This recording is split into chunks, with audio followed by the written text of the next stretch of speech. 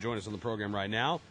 From Officer.com, Editor-in-Chief Frank Borelli. How are you, Frank? Good evening, Cam. I'm well. How are you, sir? I am good. Thank you so much for coming on the program tonight. Always a pleasure. You know that. Okay, so here's the situation. A couple weeks ago, reputed gang leaders in Chicago get told by their parole officers, show up here for a meeting. And they do, and they walk in, and they're surprised to see Police Superintendent Jody Weiss is sitting down. There's apparently refreshments that were there as well, so it's not like they totally blindsided the gang members and just, brought in the superintendent. They had snacks as well.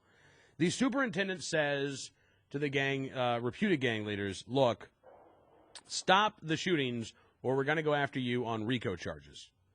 Apparently, several of the reputed gang leaders who are alleged to be affiliated with the Vice Lords, they get up and walk out. The the meeting is not reported to the press. It's not reported to the public. The Chicago Sun-Times breaks the story last weekend in the midst of another very violent weekend in Chicago. Now Superintendent Weiss is on the hot seat. A couple of aldermen are coming out and really criticizing the superintendent for meeting with what they call urban terrorists. Mayor Daley has responded. He stood up for the superintendent. He says, quote, we'll negotiate with anyone, I guess, including gang members. And then today, a lot of the stories that I've seen, Frank, say, look, a lot of other cities are doing this. A lot of other police departments will meet regularly with gang members. And so I wanted to have you on the program because I understand, Frank, that, certainly there may be officers around the country who are involved in gang task force who are meeting, again, with, street gang members. But the idea of the chief in Chicago, the superintendent, sitting across the table from these reputed gang leaders, as one of the aldermen said, it puts these gangs in a position of equality. You're talking to them on the same level as you, the superintendent of police, and it's really rubbing a lot of people the wrong way. What's your take on this? I really have mixed feelings about this, Cam. On the one hand, and God, I hate to say Daley's right about anything, but on the one hand, communication's a beautiful thing. And if you can talk to somebody and keep them from committing a crime or having to beat them into the ground to get handcuffs on them or whatever, then it's a good day. I mean, we've accomplished something that's worth having spent the words on. My challenge here is the negotiating thing. We don't negotiate with criminals. We don't negotiate with terrorists. And certainly I do believe that gangbangers have risen to the level of domestic terrorism in a lot of places. I take umbrage with the way he went about it. We're going to invite him into a comfortable setting and give him tea and crumpets. And no, they're criminals. Hey, did the superintendent of police even bother? I mean, he knew who he was inviting. Obviously, he had names, and these people have criminal records. Did we check to see if they had warrants to not let them walk out at the end of the meeting? I mean, I really do have mixed emotions about it. There's a way that I think it could be done. I give the guy kudos for saying to these people, look, hey, guys, you have two choices. You can cut the violence, or we can start targeting you for enforcement efforts even harder than we are. The stupid side of that is, why aren't you already targeting them harder? Why is this a threat? Why isn't this something that they're running from? And you're right. I mean, again, I'm with you. Communication is great. The word negotiation, on the other hand, puts this in a very different light. What are we giving them? How are we rewarding them for cutting back on their violence? Hey, guys, we'll keep the cops off of this corner between these hours, or we'll cut manpower. I mean, I guess part of the problem, too, is that Chicago already has a horrendous reputation when it comes to alleged criminal activity amongst its politicians. And I was really trying to be careful how I said that. Key focus there on alleged, so I don't get sued out of existence. Sure. But, I mean, this doesn't look good when you've got a guy in this position who's having secret meetings with known gangbangers. We're talking about convicted criminals, most of them felons if they're in leadership positions in these gangs. And he's treating them very politely and very cordially, and I'm all about courtesy and respect, but they're criminals. How do you negotiate with a criminal? we're not real good at that as police officers. I guess he is as a politician. I mean, as a police officer, we do things my way, and I'll let you live. That's the negotiation. You don't go to jail today if you behave properly. How does he? The negotiates is where I'm choking, obviously. Yeah. Well, communication's a beautiful thing. Courtesy is a beautiful thing, but you don't negotiate with criminals. You don't negotiate with terrorists. We have a duty and an obligation. Absolutely, and and this was handled so poorly. Again, if you, and I may disagree with, wanting to have a dialogue, but if you want to have a dialogue, don't go through the parole officers and say, all right, you'll show up at this meeting right here, and then surprise these individuals with a guest appearance by the superintendent of police. It seems like a very ham-handed way of trying to do this. And as a matter of fact, Frank, I don't know if you've seen this story or not, but and this just says a lot about Chicago. Jim Allen, who NBC in Chicago has identified as both a community activist and a, quote, free and accepted almighty minister of the Vice Lords Nation gang, has announced on a gang-affiliated blog and in an email blast that the Vice Lords are going to be holding a press conference about this meeting, which they call a, quote, secret trick meeting.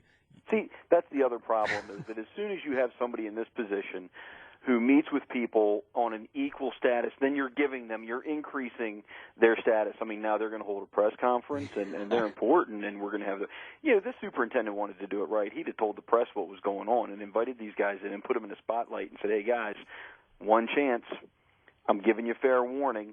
The kid gloves have been off a little bit, but now they're coming off all the way, and it's going to be a war on the streets. Do you want to eat it?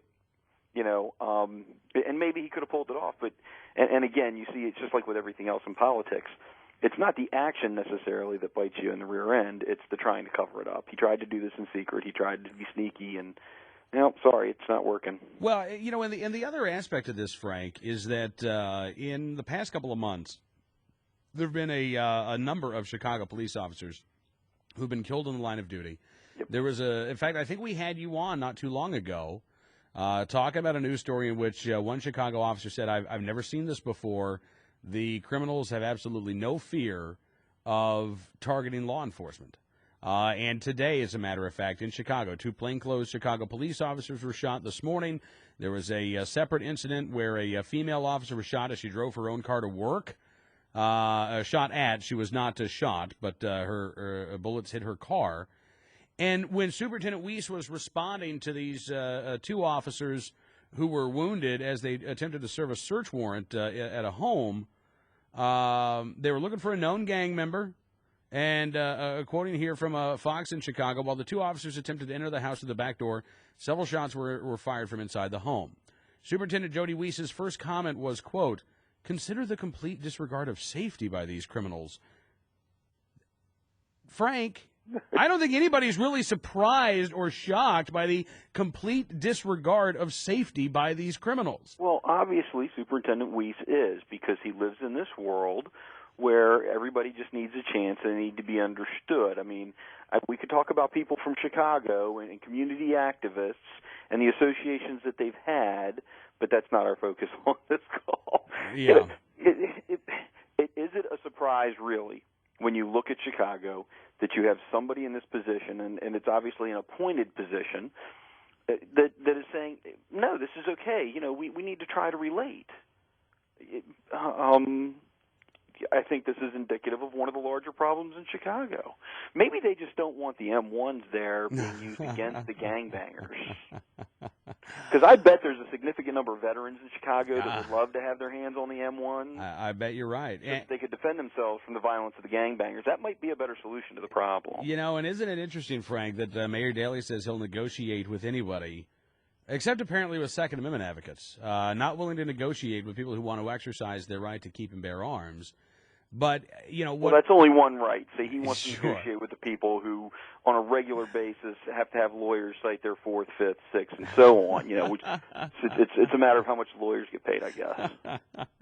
I just think it's amazing to me, that this is becoming such a huge story. And on one hand, I hate that it's becoming a huge story because it just means that the violence is continuing unabated in Chicago. But on the other hand, God, how overdue is this conversation in Chicago, Illinois, Frank, to actually, seriously sit down and talk about what the strategies have been, the public safety strategies in Chicago, and how bad the gang problem has gotten. I mean, you've got an estimated 20,000 members of the Latin Kings operating in Chicago. You've got an estimated 30,000 members of the Vice Lords operating in Chicago, 50,000 alleged gang members just from 2 gangs, and there are 70 known gangs operating in the city of Chicago right now. To put it in perspective, how many people live in Chicago, and I don't know the total population, how many of them are law-abiding adults? How many of them are service veterans? How many of them are police officers? If the entire citizenship of Chicago stood up and went, no, we've had enough, and they were properly empowered to actually be able to defend themselves all the time, 24/7, in and out of their home.